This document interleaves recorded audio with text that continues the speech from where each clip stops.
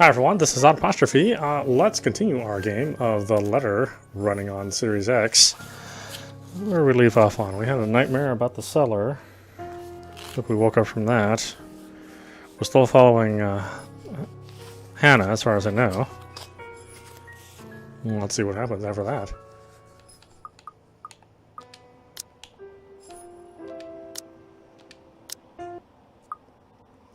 The scene outside the parlor is a great organized mess.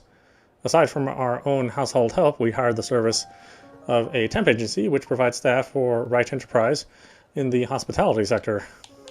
Even our very skilled staff cannot undertake a party of this size on their own.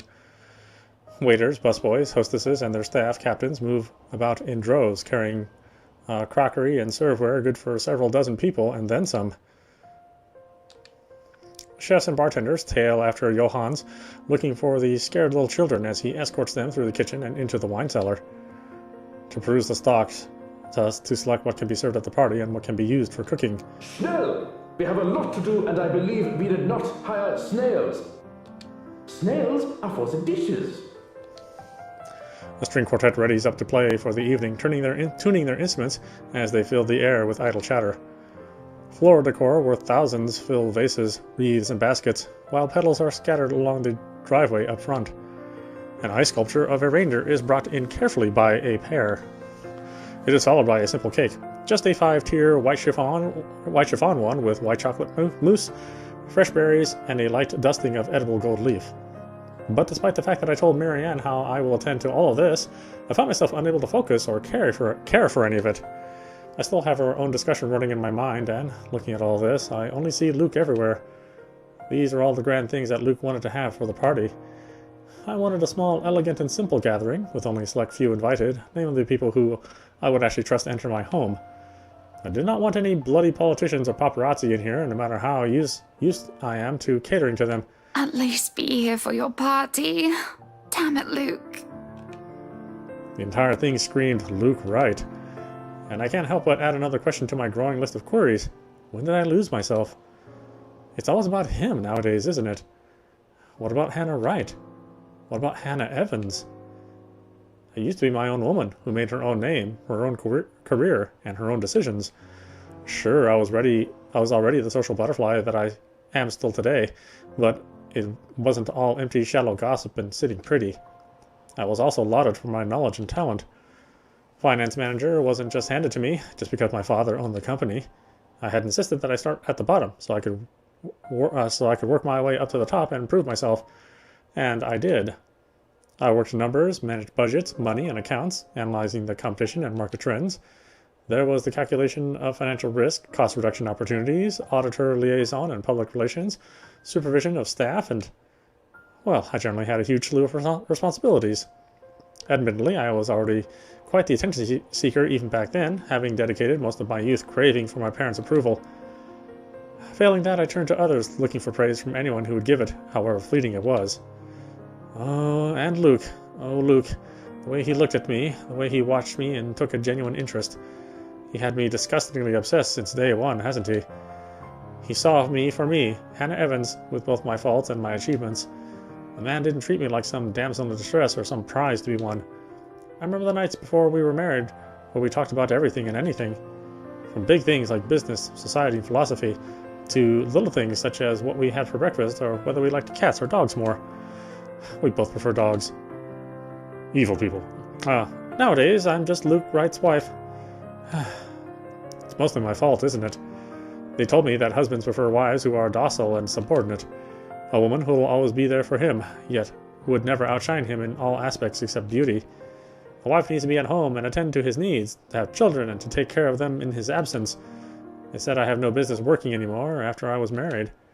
I can blame society. But I listened. Before I can fall further into this introspective pit of self-loathing, someone calls for my attention. The guests have arrived, madam. And Luke?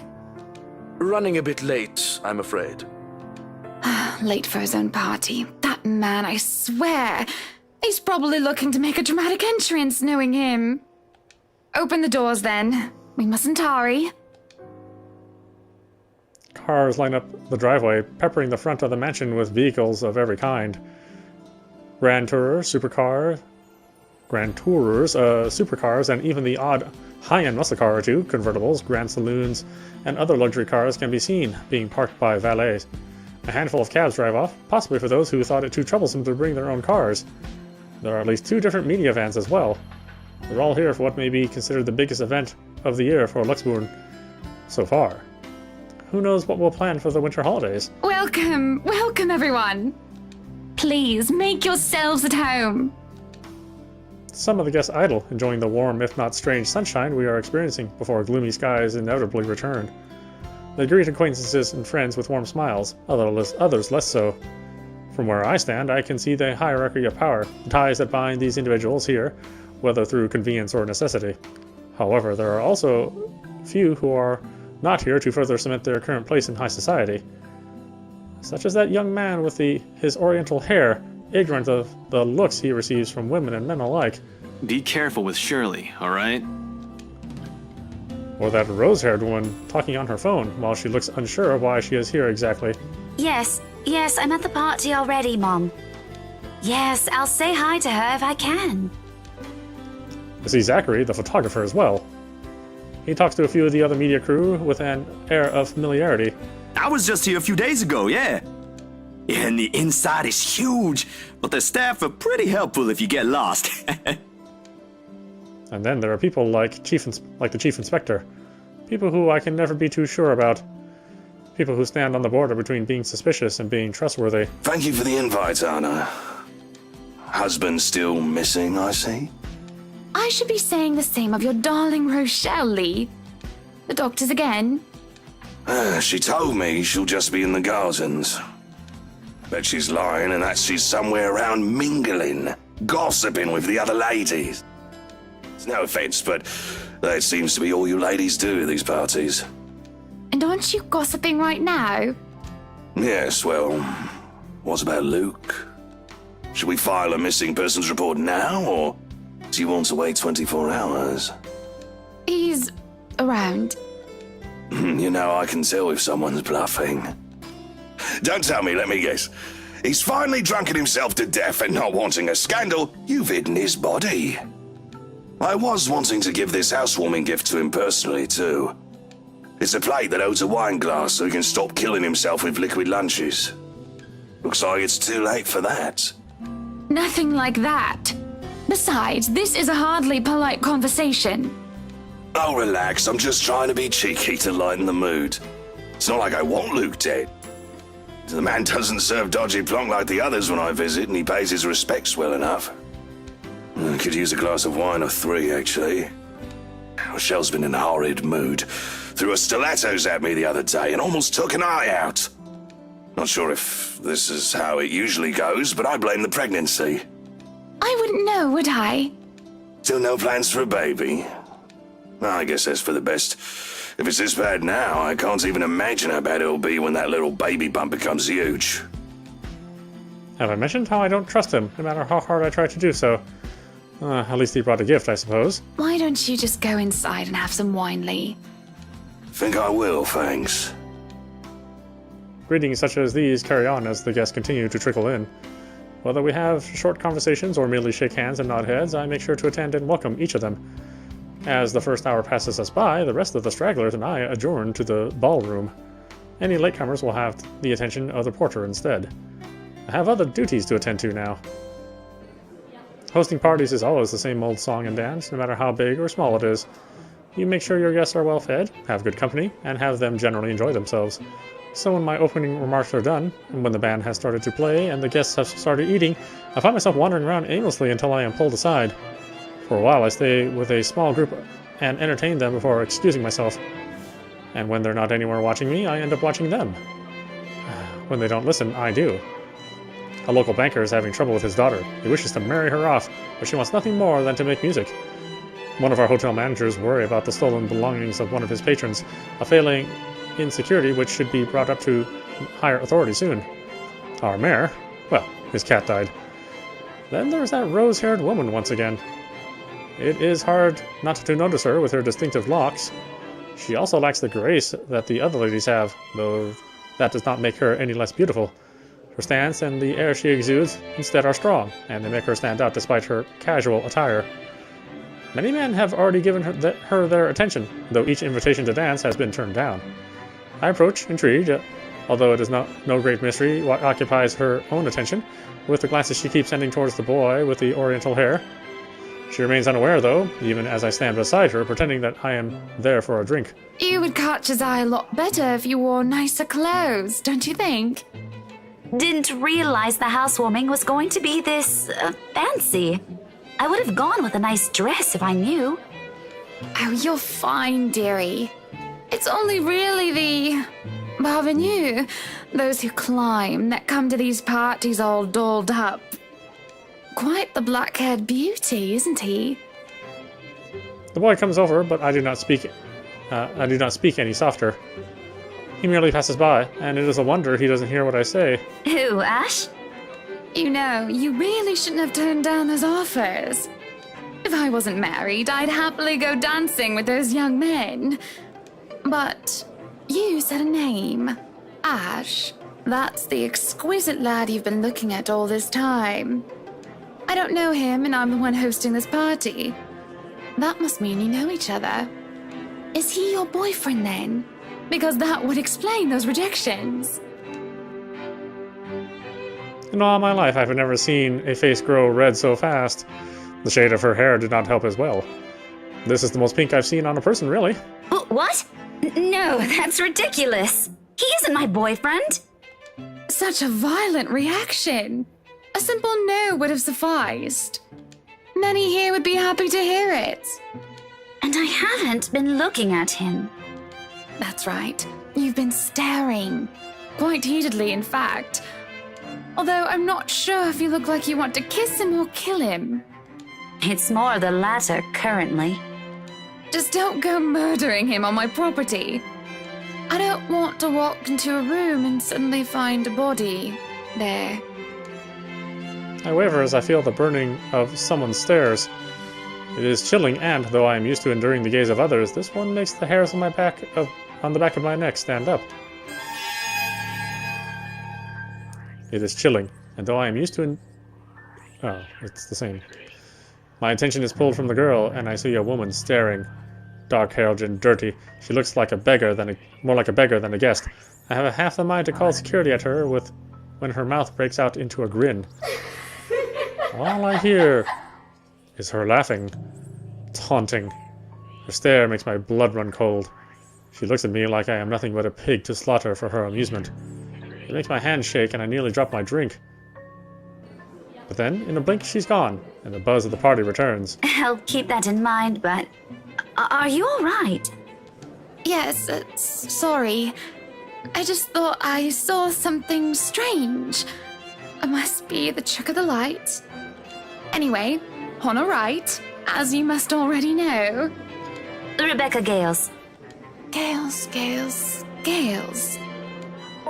The name is familiar, like a fond memory. I recall a kind lady, a private tutor who treated me like her own daughter when I was young. She'd even bring me food, when there was no need to do so. Usually stovies, which I honestly hadn't been too keen about, though I ate them nonetheless because she brought them for me. Oh, the professor! And your little Becky! My parents couldn't make it since they're in Scotland right now. And Mom says hi, by the way. But yeah, that's me. Little Becky. We met once before. Yes, oh, I remember you! You were the cutest little thing with glasses! And when we met, you were having boy troubles with this lad called something with an A. What was it again? Aaron, Alan, Adele, Albert, Alexander, Andrew? The more I list off names, the more red and the more quiet Becky gets. She starts to look a bit miserable at her body language as her body language shows discomfort and stiffness. Perhaps I have triggered a horrid childhood memory. Surely I hadn't been mean when she visited with her mother. I don't quite remember all of it. Ashton! Ash! That man is that boy! The same one. Oh, goodness me, after all these years! I can see why, though. He's quite dashing. You don't really need to announce it to everyone within earshot, you know? Keep it down. I'm so sorry, but it really is cute. And a tad bit sad. This is a nice party, Miss Wright. Please, Anna is fine. We're friends of a sort, aren't we? We must be friends, seeing as I know about your little infatuation, Becky. Don't you worry, dearie. You'll have your happy ending yet. I'm not too concerned about that, am I? That's not what I'm looking for. Oh? And what makes you think that? Doesn't everybody want their happy ending? The idea of happy endings sounds like they're just for fairy tales. And they are, sorta. I don't think you can just sit around, trapped in some tower and hope for the best. If you love them, you have to fight for it, right? You're not just going to sit there and hope that everything will just fix itself on its own. Like everything, you have to work at it. But what do I know? There's a grimace, although she starts to relax around my presence. How long has it been since we met as children? Certainly a long time. She was tiny back then, if I recall correctly. I'm sure the daughter of the two greatest professors I've ever known is smart enough to know what she's talking about. But have you told him how you feel? And it's been what? 20 years? 17, actually. But no, not yet. He can be a bit dense. I was hoping that maybe he'd notice on his own and... Well, that won't do. What if you two become husband and wife?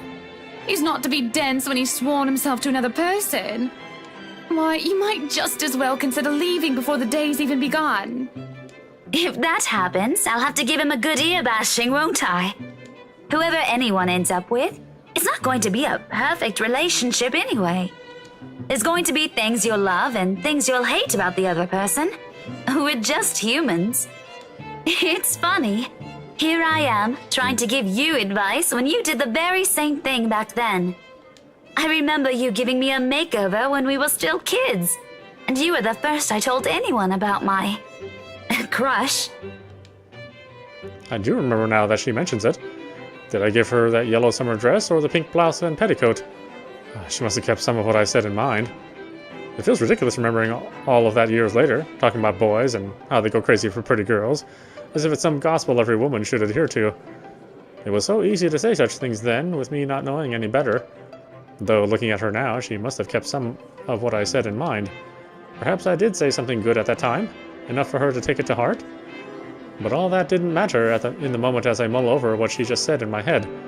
What Becky told me is very different from what Marianne told me. There's no time to ponder over that, however, as a hush descends upon the once lovely crowd. The music of strings and chatter slowed to a grinding halt as the doors from the foyer opened. The last of the latecomers should have arrived moments ago. Anyone else this late would simply be too embarrassed to show their face.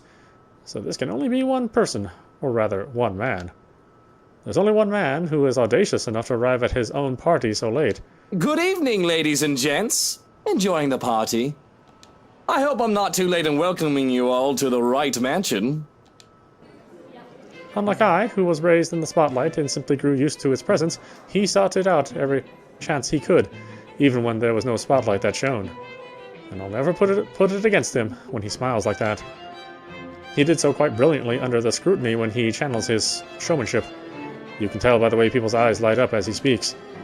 How they listen, enraptured, even if all he's doing is a simple greeting. A little wave of his hand here, a little smile there, and a bit of a swagger. I always tell him that, if he is not to be a businessman, he'll do well as an entertainer. I love this side of him, especially when he looks at me, and he beckons me over to humbly share his place. Not a single second is wasted as I excuse myself from Becky's side and I make my way to Luke's. Welcome, one and all, to our humble abode. Tonight, if you have yet to find yourself in your roles, you are our ladies and lords of the court of your king and queen, if you would excuse my presumptuousness. So, enjoy the feast that has been laid out for your senses as we only allowed the best to be served. Enjoy the rest of your night, everyone! There's a round of applause, cheers, and even some hoots.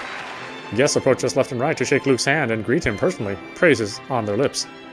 It is because of that that I do not see her. I do not see her until she is dangerously close, with fury in her eyes, and she's already spitting venom. Johannes restrains her, taking care not to unnecessarily harm the pregnant woman. But that does little to deter her rage, and the man has no choice but to let her go, lest an unborn child is hurt.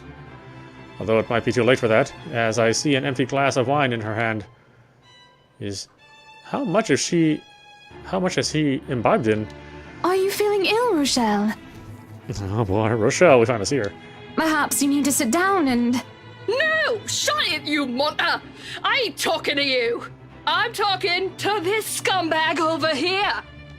You bloody bastard standing there with your smarmy smile! She interrupts me, jabbing her finger in my direction before she rounds on Luke.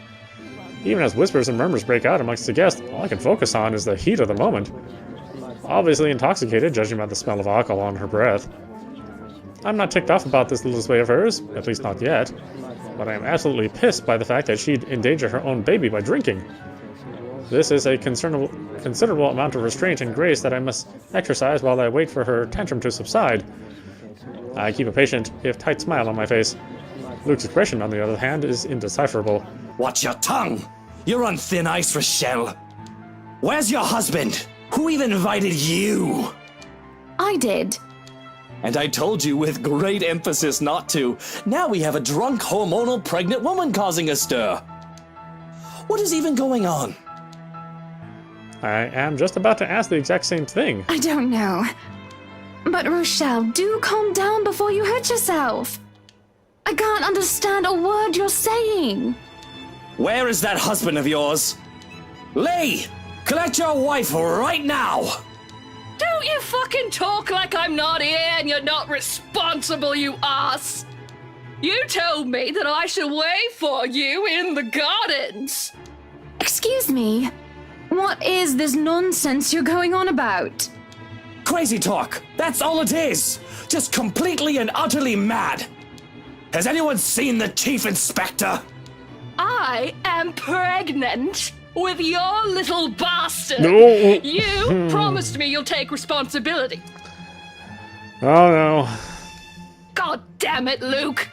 I finally got you to talk to me after months of silence, and you do this to me! What? What? What do you mean you're pregnant with? Luke, is this true? Lies and slander, woman! Security! Johannes, take her out of here before she makes an even bigger fool of herself! No, you do not do this to me! I was so ready to leave my stupid oaf of a husband. I told you to leave that damn wife of yours. Look at her. Does she look like she wants a baby?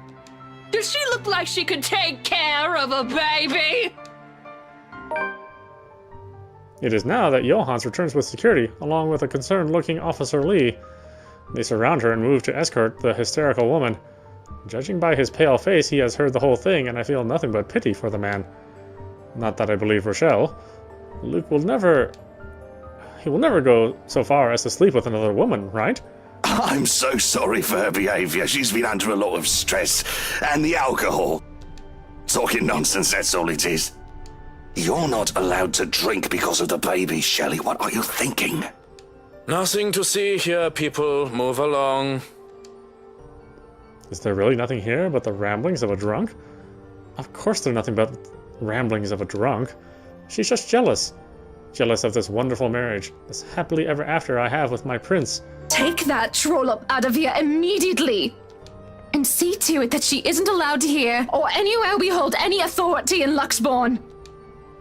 To be banned from anything with the right name on it is basically social suicide. We practically own half of Luxbourne, and there isn't a single establishment of repute that isn't under our patronage, one way or another. And this is mercy. I could do much worse to her. At least this way, we can just move out of the city and never ever return. I have stayed my hand in the face of her grievous fault, to clothe her bold-faced lies, when she deserves so much more. I could take away her business, have her factory shut down. It's too easy to ruin her life until she is just nothing. And it is also tempting. I can only see red. The tension is thick in the air, and the silence that embraces the room is nearly deafening. There are worried and almost fearful glances from some of the guests, yet at the same time I can still hear them whispering.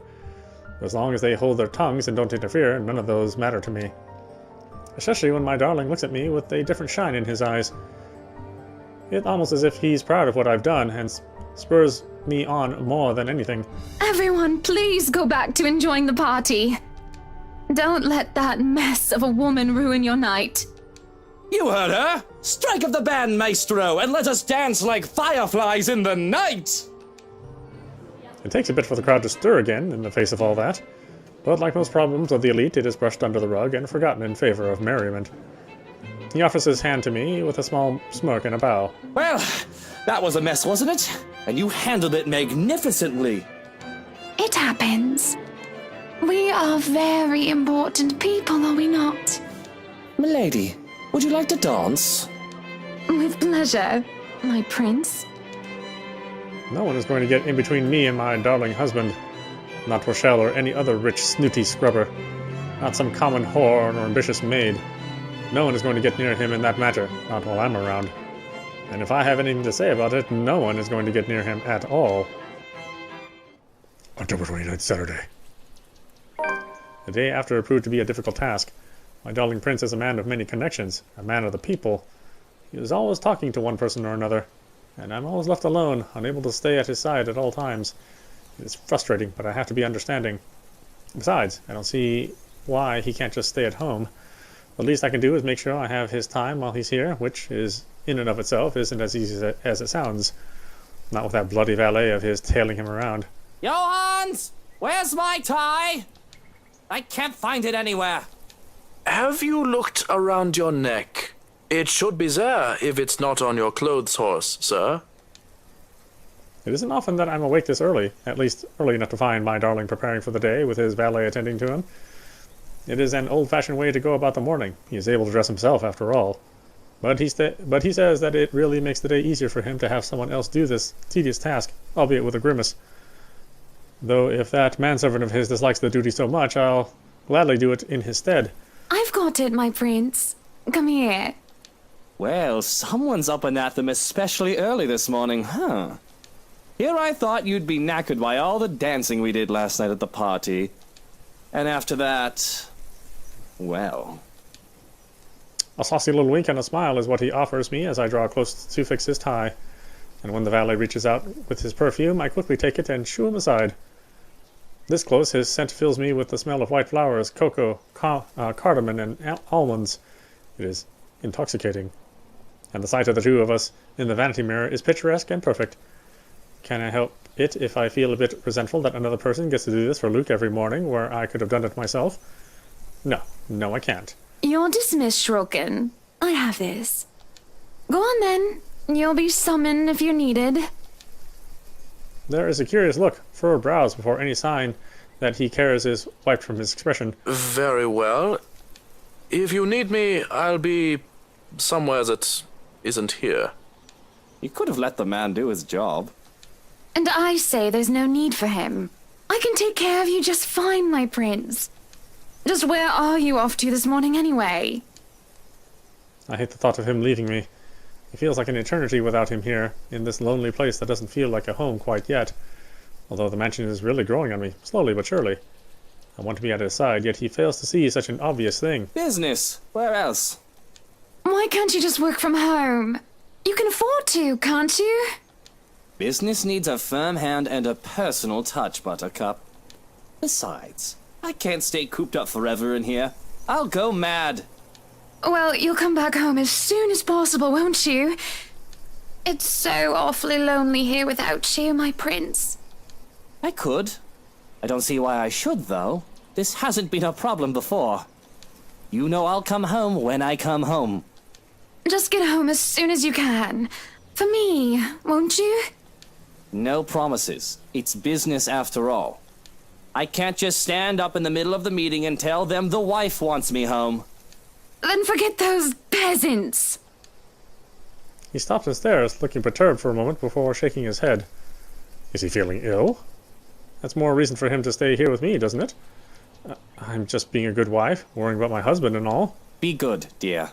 And stay safe. There's been all sorts of dodgy characters seen about the property. I'll be leaving Johans with you, just in case you need anything, and to be on the safe side, okay?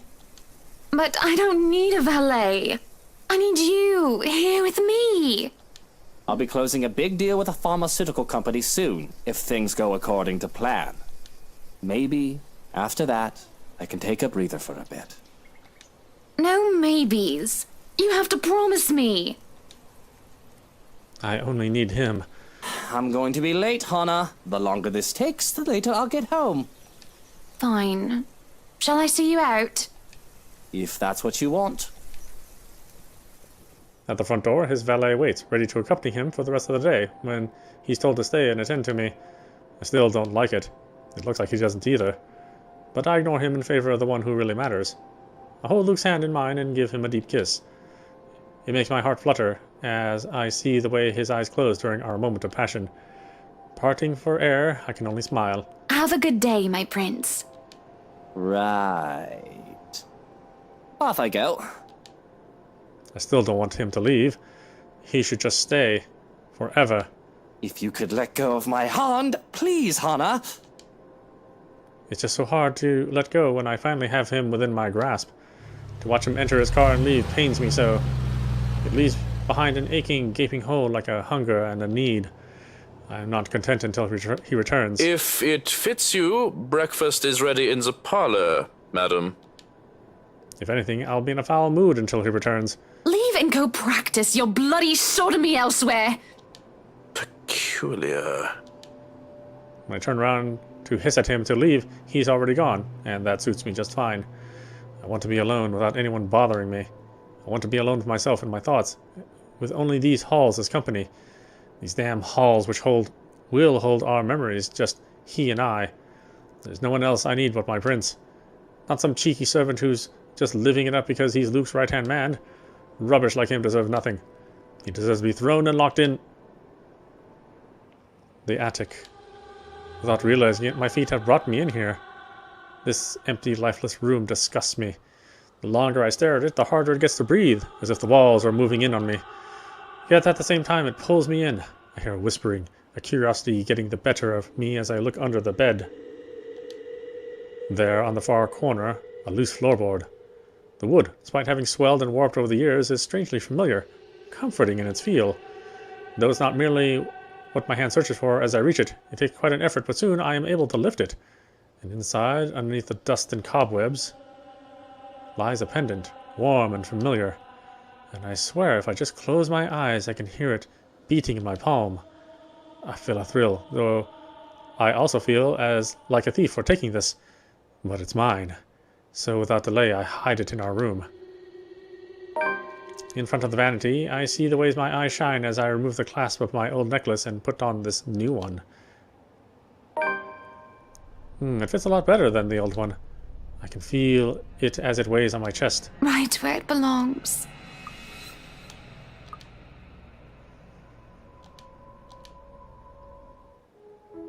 Oh, well, we're gonna look at Zachary's side, huh? The pleasant aroma hits me long before I cross the threshold. Faint but light and warm, a reminder of what home is. Pa's stern but commending gaze, Ma's tender smiles, the sunlight filtering through the eaves in the morning, and the distinct smell of cinnamon and vanilla as it drifts through the air every time something cooks from the room. The room, our room, Mom and Pa's pride and joy. My sister and I, too, eventually. We ain't allowed in there. Not yet. Not until we're taller or older. Not until we've learned how to take care of ourselves and not burn our hands or reach the cupboards without having to be lifted. But a little peek wouldn't hurt, yeah?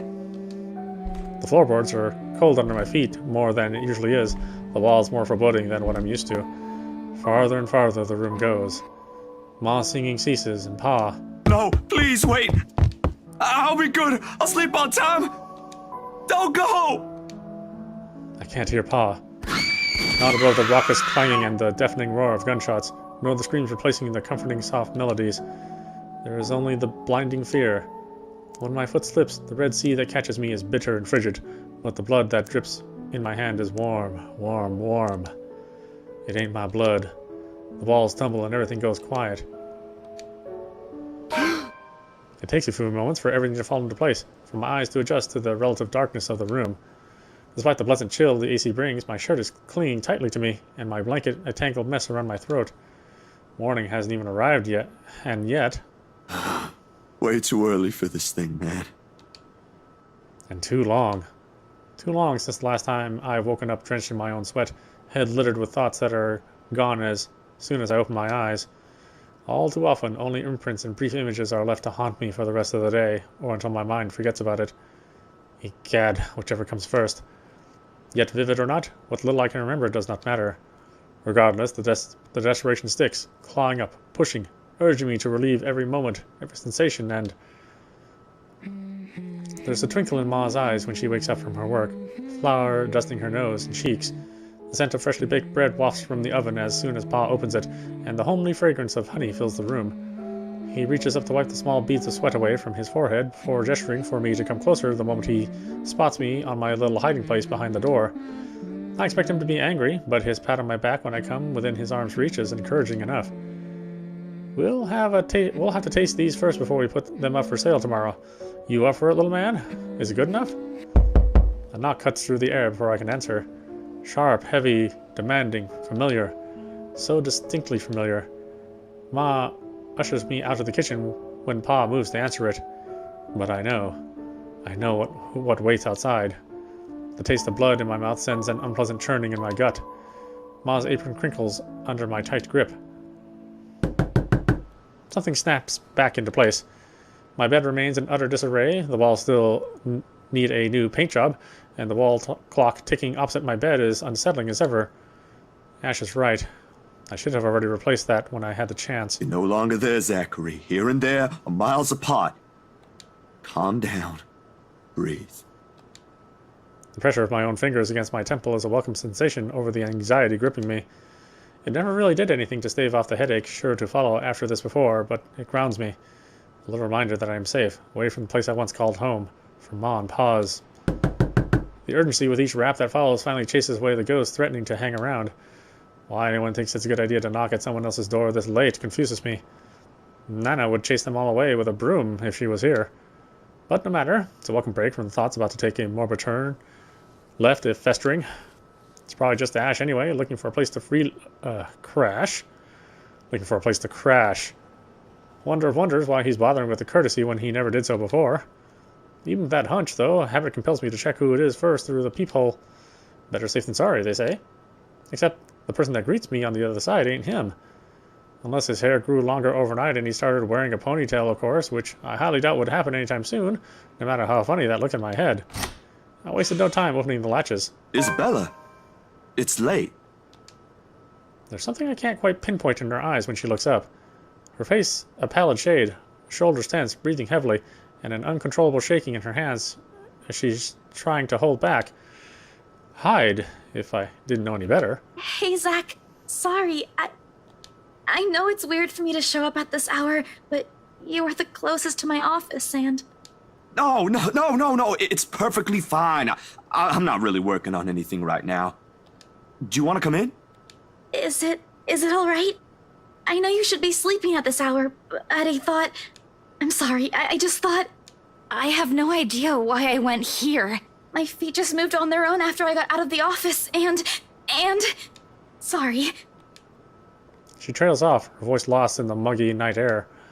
I wait for her to say more, but instead her only response is a downward shift of her gaze, back to her still trembling hands as if the motion alone is enough of an explanation. A minuscule gesture. Easy to miss if one's not paying attention. But for someone who has seen the expression on the mirror, done the same thing too many times when night terrors are inevitable, it is not. Hey, don't worry about it. At least you not. Ash just barges in and crashes on the couch whenever he feels like it. I swear that guy is one fine hairline away from being a criminal. Besides, you already know you can count on me whenever. Without waiting for her answer, I step away from the door and saunter over to the kitchenette.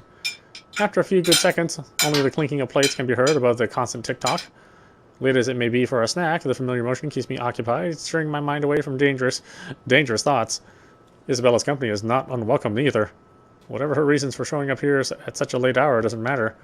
I'll be damned if I just turn her away, frazzled as she is. The door clicks shut behind her when she finally enters, feet scuffling softly against the tiled floor. In all the years I've known her, she has never once lost her ever-upbeat spirit.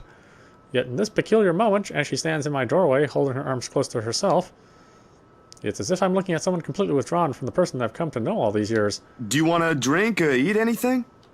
I haven't restocked my food stash yet, so ingredients may be a bit limited. But I'm sure I can whip something up with what I have here. Just water will do, please. Thanks, Zach. What?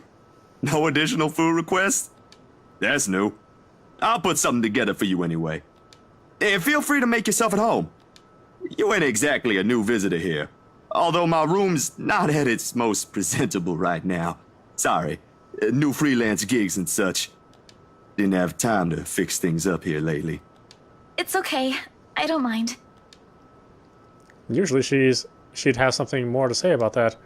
A quip, a witty remark to provoke a laugh or two. Nothing from her this time. Only a weak smile before she takes a seat on the couch, and a silence that stretches out until what we left hanging feels disconcerting. Before everything turns stifling and awkward, I continue talking, if only to keep the dead air at bay. How's one supposed to keep conversation going when the person you're talking to is like this? Anyway, gigs. Can you believe this one client we got? Boss had all my schedule shoots shifted after they caught wind of this couple buying a new property. Man, must be nice to have all the money in the world. The world itself moves for you, huh? She's curled up on one side of the couch and hugging her knees close when I bring the tray carrying the sandwiches and the water she requested. She starts to straighten up as I'm unloading the contents, but pauses as soon as I hold up my hand in a halting gesture. You're a guest. Didn't I say you're free to make yourself at home? Here's your water. Careful. The tremor in her hands, though lighter now, still hasn't subsided when she reaches out for the glass. I give her a questioning look, but she's quick to avert her eyes, keeping herself occupied by taking small gulps of water. Or maybe she just doesn't want me asking questions. Worrying. The sudden loss for words, this bout of quiet not normally present in our chats. Even the creaking of the old chair when I casually take a seat is a welcome break. Although the company's familiar, this has gone way past unnerving. What happened? Overtime at work? She doesn't answer immediately. Another gulp drains her glass of its remaining contents. One would think it would be enough to help her recover, yet she doesn't lose her taut grip on the glass as she cradles it in her lap. Her eyes take an unfocused gaze, and she speaks again. Yeah. Boss handed me extra work today. After what happened. To Rose. Rose? Why do I feel like you've mentioned her before? Sorry, I'm better with remembering faces than names. She was my coworker. That will take some getting used to. I was just talking to her the other day. Was? Did she resign or something? I think I'm missing a few details here, Bella. You've never met her. I think I did mention her once, or twice. It doesn't matter. You probably heard her name recently from the news than me. Something clicks then. A little memory from the night before. The bright red light from the dark room, the strong odor of the stop bath, the television's barely audible murmur in the background, and a glimpse of a bloody room. The news is everywhere, even in the morning that follows. I just didn't think its effects would strike someone this close to me. Oh. Damn. I didn't mean to bring that up. No, like I said, it'll take some getting used to, but it'll get better. I hope it will. Things might become a little busier for me, though. She left a lot of things unfinished, and I'm one of the few people in the office who knows how she works. Boss thinks the transition will be easier if I handle it. That explains it. Well, just don't forget you still need rest. Even the most hard-working people I know don't keep hours as late as this. Hell, the subway stopped running hours ago. Crime rate might be lower here than most places, but that doesn't mean you can walk around freely in the middle of the night. It's just for today. Still a good thing you dropped by here first. I'm not just about to let you walk out here alone, especially not in the middle of the night. Who knows what else could happen? I'm not saying you should go right now, but I could accompany you home if you... No! Wait, please! The vehement tension in her voice makes me pause, and it is in this instant the mask she's been keeping up falls apart, if only for a short while. Right then and there, I understood what's hiding behind her unfocused stare from the moment she arrived. Fear. Pure, unadulterated fear. It's disturbing to see such marring her usual upbeat countenance. With a sigh across the small distance separating us and kneel in front of her. She doesn't flinch when I do so. However, the way she appears to make herself smaller against the couch is telling enough. Bella, this ain't just about your coworker, is it? What is it really about? I'm all ears. The sound of glass shattering rents through the air as her hold on it loosens. In the span of a few seconds, her breathing grows labored. I don't know. I don't know anymore. She clasps her hands over her ears, pressing it tightly against the sides of her head. Her voice grows weaker with each word, each plea coming out of her mouth. Please, please don't leave me alone. I don't want to be alone right now. I can't shake it off. Everywhere's not safe and... All right, Isabella. Look at me. Look at me. My hands are firm on her shoulders when I pull her up to look at me.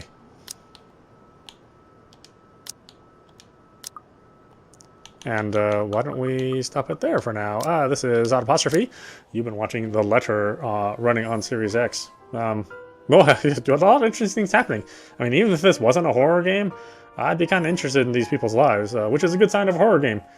Because the horror should just be, you know, a plot device, really. And the characters should be front and center. Otherwise, we wouldn't care what happens to anybody. Anyway, I hope you enjoyed watching. I will see you at the next stream.